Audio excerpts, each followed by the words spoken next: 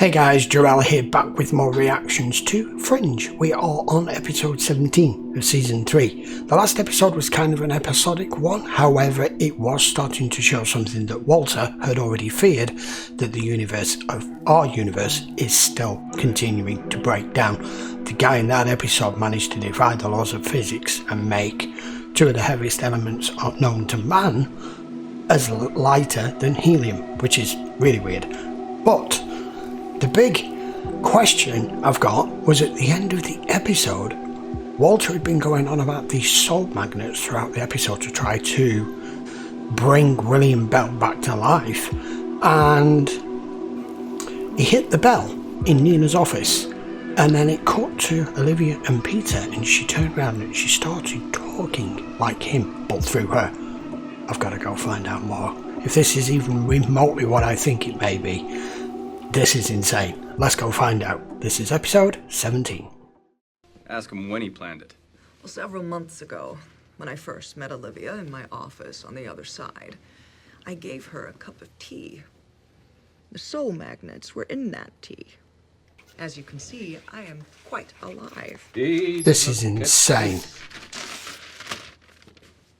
Two distinct patterns of electrical activity. This one, active, to you, Belly.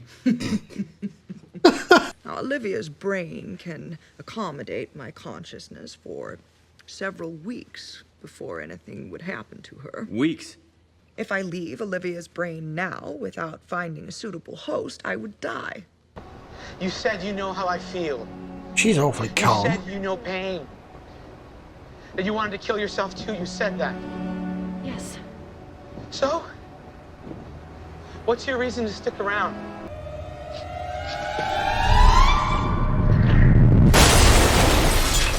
What the shit? Okay. There's no way you'd survive that. You went through a car roof. Is that your blood or his blood? Yeah, everyone's like, what? Your father wouldn't want to hear me say this, but even if he does find out more about this machine, that doesn't necessarily mean he'll be able to prevent the events depicted in that picture. So believe me when I tell you that sometimes when one walks away from his fate, it leads one directly to fate's doorstep. You're gonna want to see this. Where is she? Boston. Me and Billy collecting human tissue and fluid specimens, just like when we were kids. Glad you guys are enjoying yourself. 2 bullets in the head. M.E. said she died instantly. Oh. She was killed with her husband and her children in a home invasion robbery.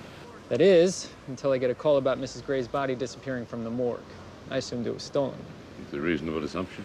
I didn't think anything of it until I saw this. Witnesses report seeing 2 people jump out of a dorm window. But the cops find 2 sets of fingerprints on the ledge during their investigation. Second set, those fingerprints were identified as Dana Gray's. Not knowing what to make of it, I flagged Gray in the system. Over the next 2 months, we found prints at 3 other double suicides. Now, security photos show her there, and eyewitnesses report seeing her die. I know this sounds insane. No. But I don't think this woman can die. Is this place exactly? This is the place where the mysteries of the universe get answered. And congratulations, whatever your security clearance was, it just got about 7 levels deeper. 2 different people, but in performing the tests, we noticed something odd in the molecules of Miss Gray's body. They didn't want to come apart. They were held together by an unusually strong electromagnetic bond. Billy, what if she took the energy from her victims? Victims? The people she's jumping with. Yeah, that makes sense. She absconds with their life force at the moment of death.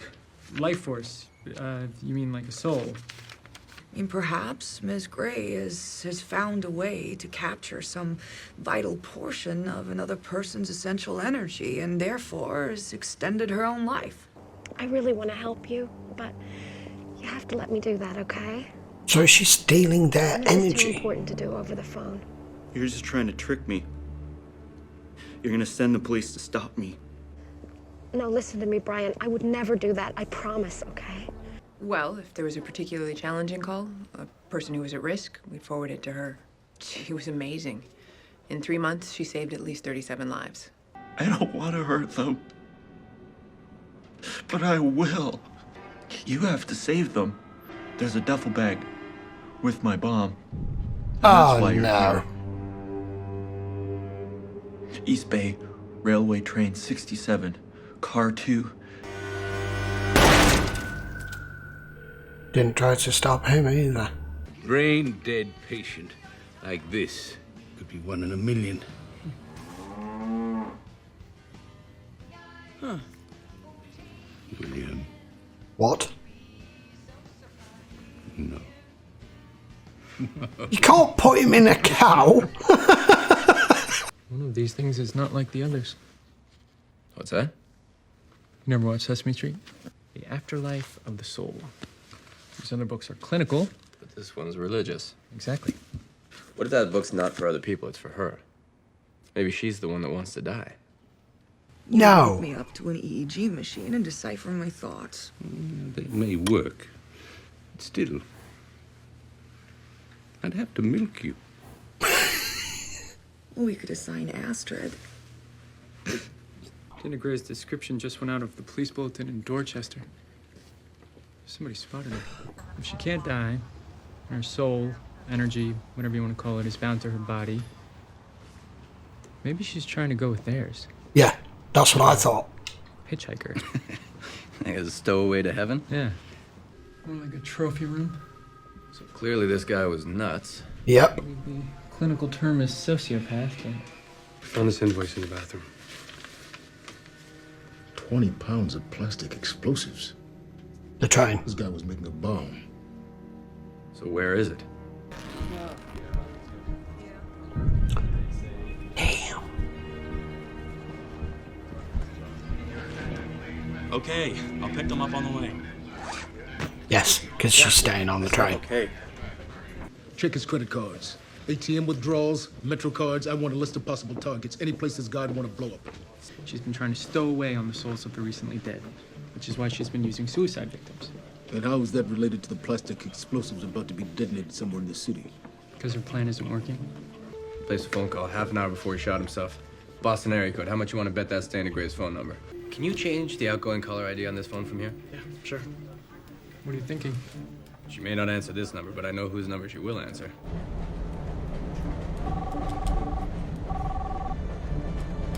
Dana, please don't hang up. Yeah. Who is this? My name is Peter Bishop. The number that you're calling from. How did you get it? I work with the FBI, Dana. Or what I have to do to make it stop. But I can help you to make it stop. The people that I work with are scientists. They are the best at what they do. And if you come in, I promise you, they can help you. It's the best chance I've got.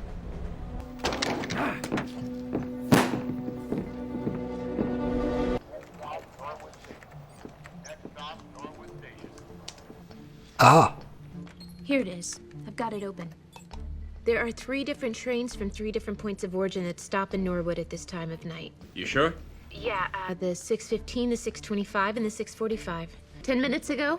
Could I love word problems? 3 trains all passing through Norwood. Wow. Each traveling at its own constant velocity. Not accounting for station stops. What are they saying in the background? I have no idea. They're doing that thing again where they don't finish sentences. It's so weird watching Olivia do this. She's on the 625. She's on the 6:25. Brilliant. Oh, they've got her. You've blown it. This is the suspect. There are over 300 people on this train. That girl's in the next car. Should we go? She was right there. She's probably moved to the other end. Oh no, she's here. I don't understand.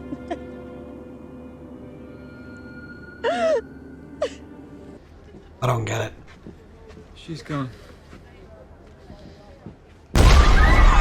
She just blew a jump. Wow. That would have killed everyone on board. I've got something. It's down here. Oh, She's dead. it worked. After all that time trying, why is she able to die now? Welcome to the Fringe division. Yeah. Every answer you get just leads you to more questions. I have two thoughts. My first thought is that the energy emitted from that bomb somehow reset the electromagnetic charge in her body. Okay, that makes sense. That, my first thought, is wrong. What if what we witnessed was the very reason that Dana Gray couldn't die? Why?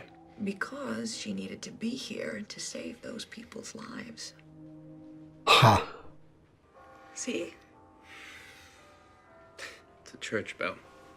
So tell me, what's the meaning? Oh, a bell. You okay, Bill? Peter. It's Olivia. Olivia, is that you? Oh, no. What the hell just happened right there? I think that I may have been wrong. This may be a little more complicated than I first thought.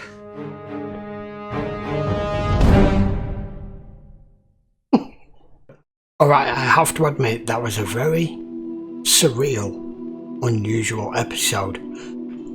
Because of the actual case where this woman couldn't die, but also because we have got William Bell in Olivia's mind and consciousness while she in effect is asleep, apart from just that little clip at the end there. And I said it in commentary, I will say it properly now.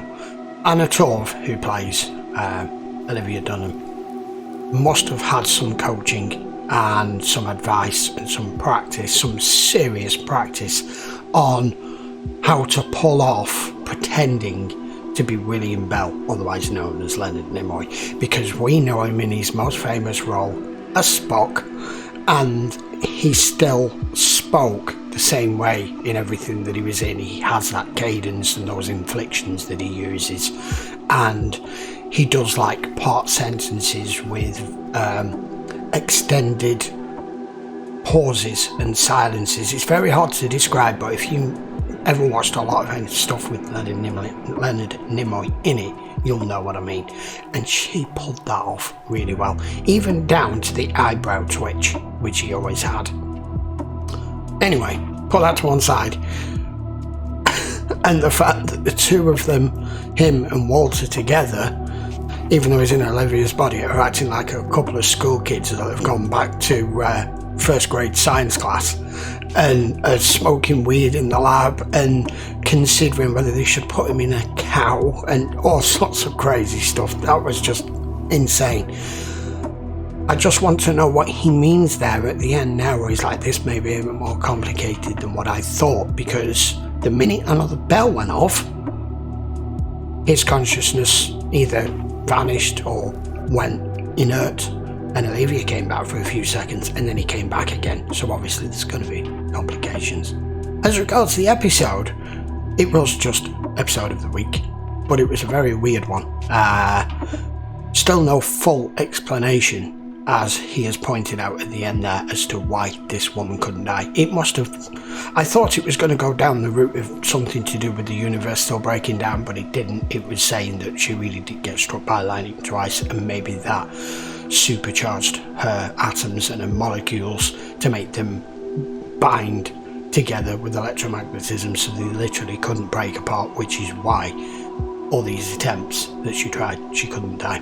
I was trying to work it out in the episode what was going on, whether she was trying to help people or whether she was trying to kill people and why, and then it all came out that it was literally she had helped a load of people because she's been through it numerous times. No one else can say they've been through death, and she obviously saved a lot of people who weren't really serious or weren't really committed or just needed somebody to talk to, which is what the Samaritans, a lot of it isn't about. But there are those that have already gone down that path with no end and unable to turn around, and they're at the point where hope and anything that anyone says to them is no longer sinking in. They've already made the decision, so those are the ones she was allowing to die, and she was trying to just, as he said, hitch a ride and see if it would work, and he didn't, but it was the bomb that did in the end. So there you go, that was the episode of the week. It wasn't a bad episode, but the bits with Olivia stroke William Bell in it and Walter were superb, absolutely superb. And on top of it all, we got to see Lincoln Lee on this side. I have been wondering ever since we found out about the other universe. We've got the doubles of everyone, obviously not Peter, but we've got the doubles of Olivia and we've got the doubles of Astrid and Broyles, but Lincoln Lee was just over there. I've always wondered, maybe the Lincoln Lee over here never joined the FBI, or maybe he died, or maybe he was never born here, because it's a completely different world. It's a different set of cause and effect. But now we know he has, and I expect that is not the last we'll see of him. He's just got different glasses this side, that's all, and he's slightly more nerdy than the one on the other side. Right, I think that will do for this episode, and we'll be back with episode 18 in a few days time, guys. So please put your comments down below, let me know what you think, and I will see you for the next episode very soon. And don't forget, give the video a thumbs up if you enjoyed it, and please subscribe if you want to see more. Till then, I'll see you in the next one. Take care.